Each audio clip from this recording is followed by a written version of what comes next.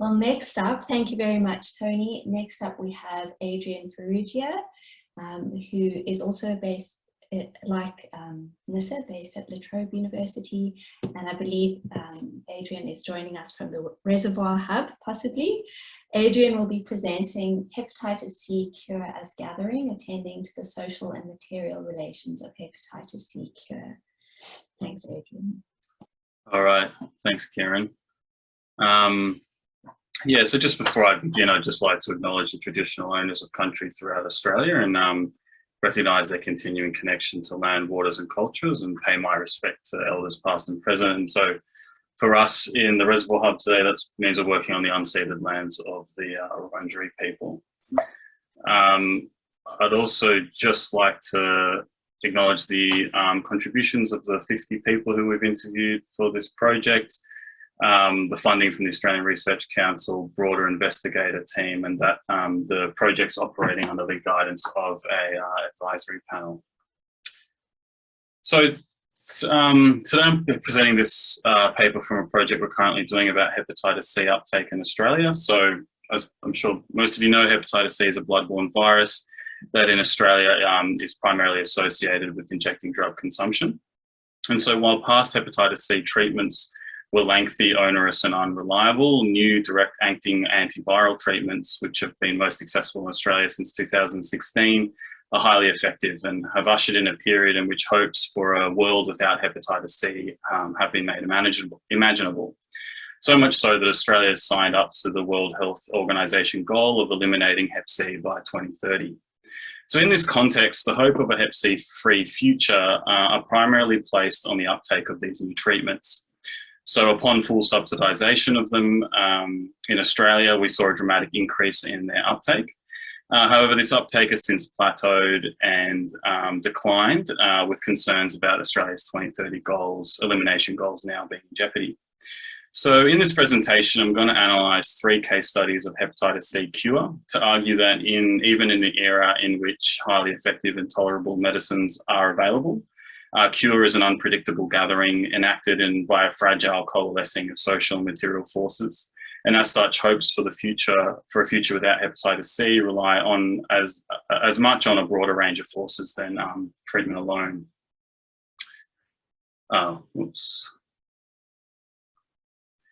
So a large body of qualitative research on Hep C treatment offers insights into experiences and understandings of cure.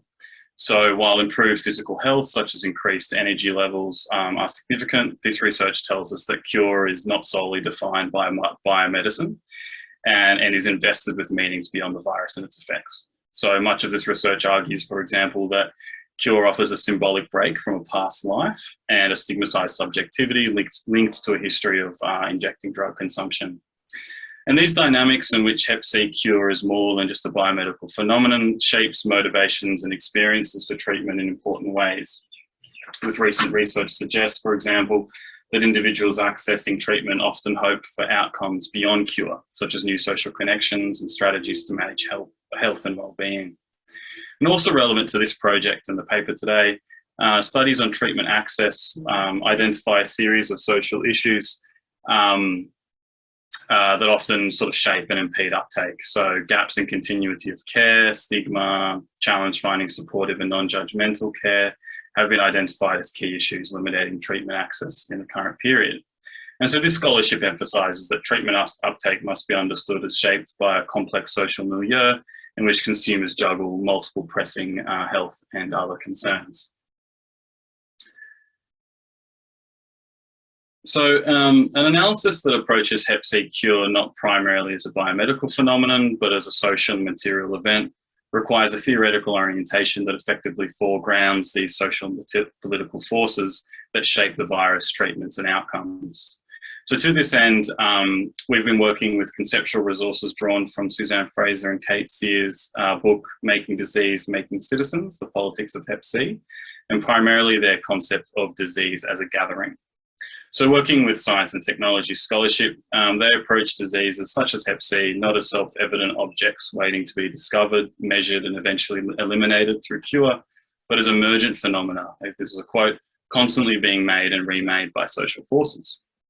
So working with prominent philosopher of science, Bruno Latour, they argue that to best analyse the co-emergence of a range of issues and social dynamics that shape individual experiences, Hep C is best approached as, quote, a thing in the Heideggerian sense, a gathering that exceeds any notion of simple fact or object. Things in this sense are as much made or gathered in culture and action as they are given prior to culture and action.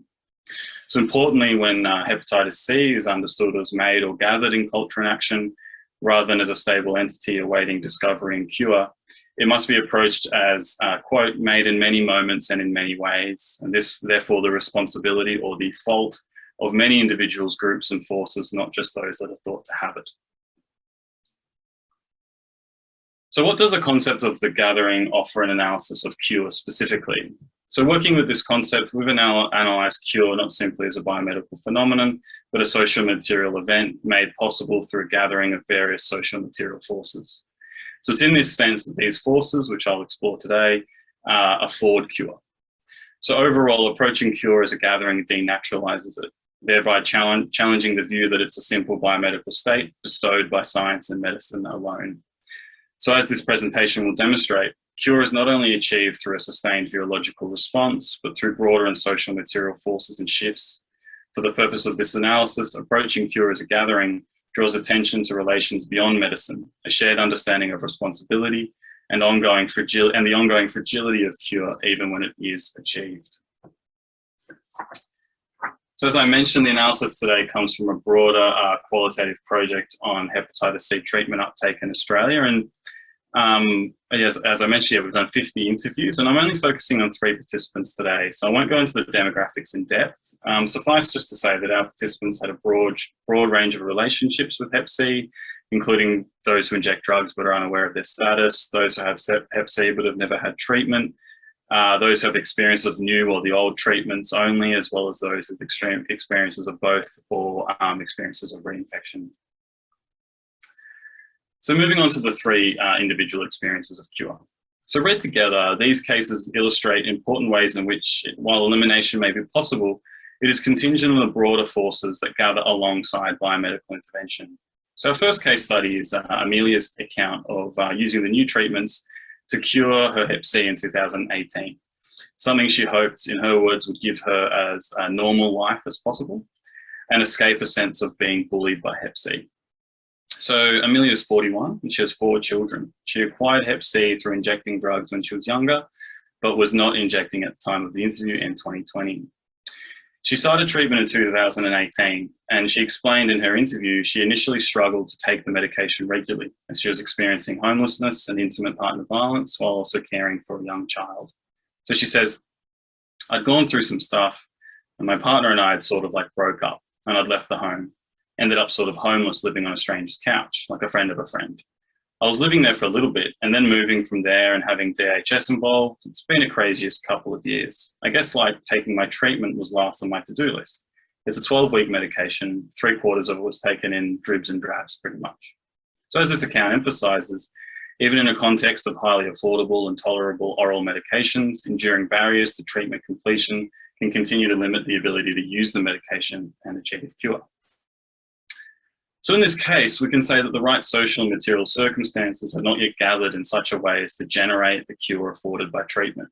These forces, homelessness, childcare, intimate partner violence, gather to render the highly efficacious new treatments weak and inoperative, and up to this point, Amelia's cure is delayed. However, her circumstances changed dramatically over time, partly because she was able to find stable accommodation, and partly due to a friend's suggestion to change the way she stored and accessed her treatment. So she explains, my best friend was trying to help me. So I moved into a new house that I'm in now, my own place. So she was just trying to help me get sorted in some sort of routine. And she's like, Amelia, why don't you take your medication to the chemist? You go to the chemist every day to get your methadone.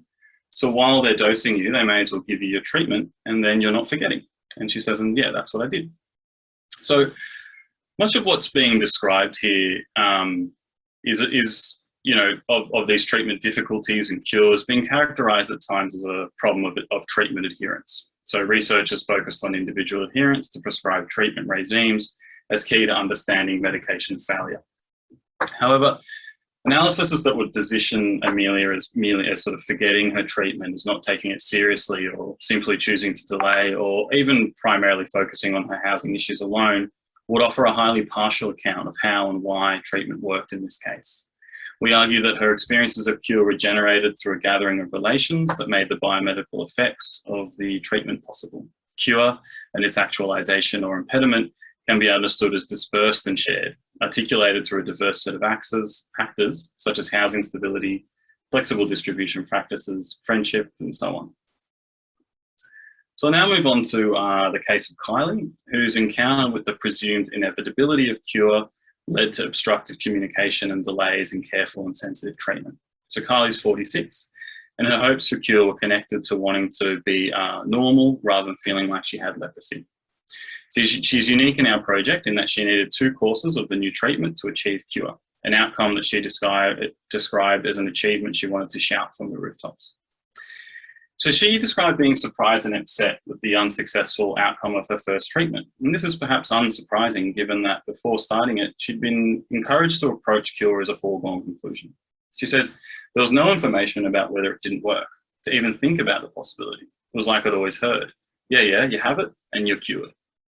So Kylie's reflection that information about unsuccessful treatment was not widely available highlights that in efforts to increase uptake, health promotion campaigns position current treatments as a revolutionary, almost miracle cure with near 100% success rates. And while we do not contest the efficacy of these treatments here, it's notable that Kylie reports not being given any information about the possibility that the medications may fail to cure her hepatitis C. So this gathering of cure, in which it's delivered as a simple foregone conclusion, has important implications for people who are in medical terms deemed to fail treatment. Kylie noted that amidst this uncertainty about her outcomes, questions about her sexual and drug consumption practices, as well as her treatment adherence, emerged as possible reasons why these medications did not work for her. So she says, they asked if I was using drugs during the treatment, which I had stopped. They asked whether I'd shared a needle, if I'd had unprotected sex.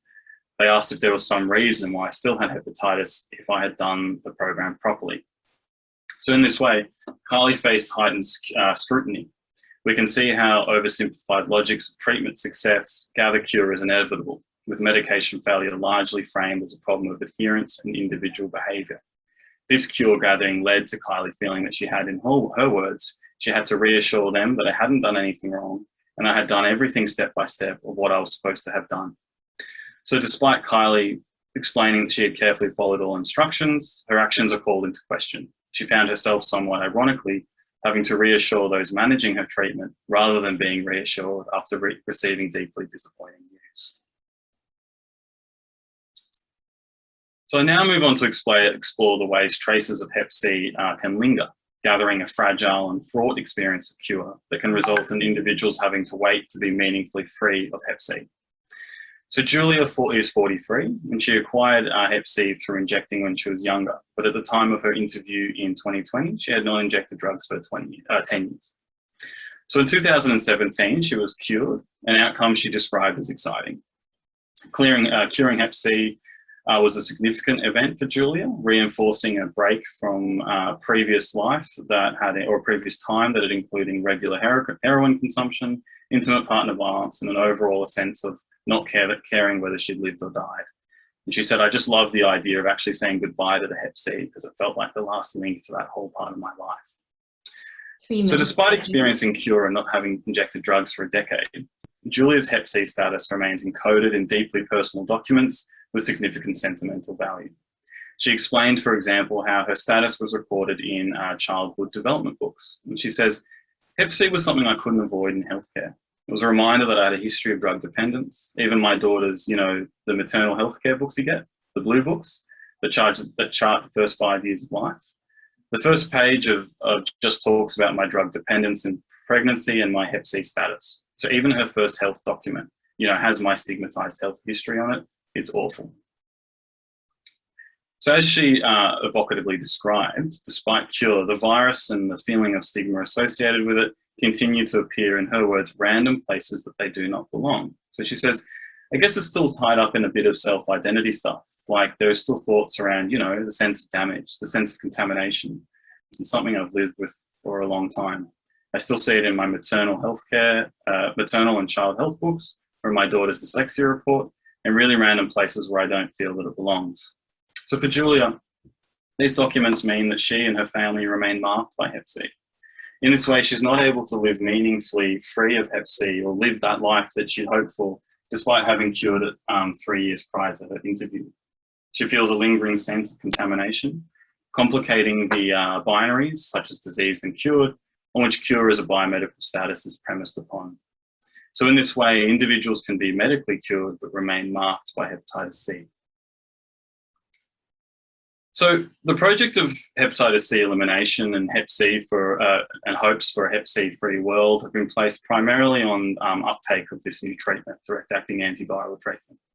And as the literature and treatment uptake emphasises, such people are negotiating complex contexts in which their hepatitis C is but one of a range of pressing concerns. Each of the 3 cases analysed here demonstrate in different ways that while elimination may be possible, it's certainly not inevitable unless we attend to the broader social and material forces that gather with or are gathered by biomedical intervention. In this sense, this analysis emphasises that cure and elimination are impeded by long-standing inequalities that shape lives, opportunities, and priorities that complicate treatment and create lingering stigma and discrimination. Beyond this, though, these cases point to the various ways individual experiences of cure and broader goals of elimination can be achieved when a range of issues and practices such as sufficient housing, flexible treatment access, supportive social relations, and careful and considered treatment practices are appropriately gathered. Conceptualising cure as a gathering means that these forces and relations are intrinsically part of cure itself, urgent concerns that without enough attention will delay individual experiences of cure and compromise hopes for the Hep C-free future more broadly. Thanks. Thank you very much, Adrian. And I can see that your presentation has already generated a number of comments in the chat from Anthony, who notes that that sense of failure that you were talking about in relation to treatment adherence, who is being failed and what is failing, is really amplified in contexts of high medical efficacy. And he says that's such an interesting issue, maybe particularly for people who inject or have a history of injecting, which may already be viewed as a failed subjectivity. You want to comment on that? Yeah, I mean, I think that that's really spot on, and sort of, you know, previous analysis, actually from that book I was using, Suzanne Fraser and Kate Sears' book, kind of points to the way that even in the interferon era, when treatment was much less reliable, when it didn't work, they sort of argue, and I think we can see this here, that the subject is placed as chiefly responsible. When treatment does work, medicine comes in as heroic, and we see this dynamic of it moving in and out. And I think that, like Anthony said, in a context of much more effective treatments, that kind of dynamic and the sort of the chance of really focusing on the individual and pushing those other things to the side is made even more possible, you know, because of, it's like, what could possibly have gone wrong when we know the treatment's this miracle thing. So I think I think that's spot on. Thank you, Adrian. Can I ask a quick question? We've got a couple of minutes. I was really taken by Julia's quote and the ways in which the temporalities of stigma are imbricated in people's experiences, and they're not acknowledged in discourses of cure, as you've illustrated so beautifully. I just wondered whether your analysis considers questions of the temporalities of cure, if that's something that you take up, because temporality seems significant in our optimistic hope for cure seems to gesture towards a future without disease. And I just wondered if you had any reflections on questions of temporality and how they play out in your participants' accounts. That is a very interesting question, and kind of connects to some of the things Renee and I, so Renee's we're working together on this project, and some of the things we've been discussing. I guess I don't have a great answer to that, except to say that it's a very interesting question, something to think about. But one thing that would come to mind is just that and I think this sort of gestures towards temporality, is that cure's kind of made and remade. So it's constantly being performatively iterated, and it doesn't have a kind of this like specific horizon in which it just occurs, and then life kind of pushes forward with it being of the past. It's constantly made, and like it's like present in this sense. Yeah, I think that's all I can say on that now. But I think that's a really good question, and Kate Sear led a paper sort of thinking about the sort of futuring and sort of the enactment of sort of Hep C, post Hep C futures as well, which kind of speaks to that too, which is a great article as well. Thank you. Thanks so much, Adrian. And Martin also had a comment for you in the chat. I might leave it to you to read that just so that we can stay on time. Thank you so much, Martin.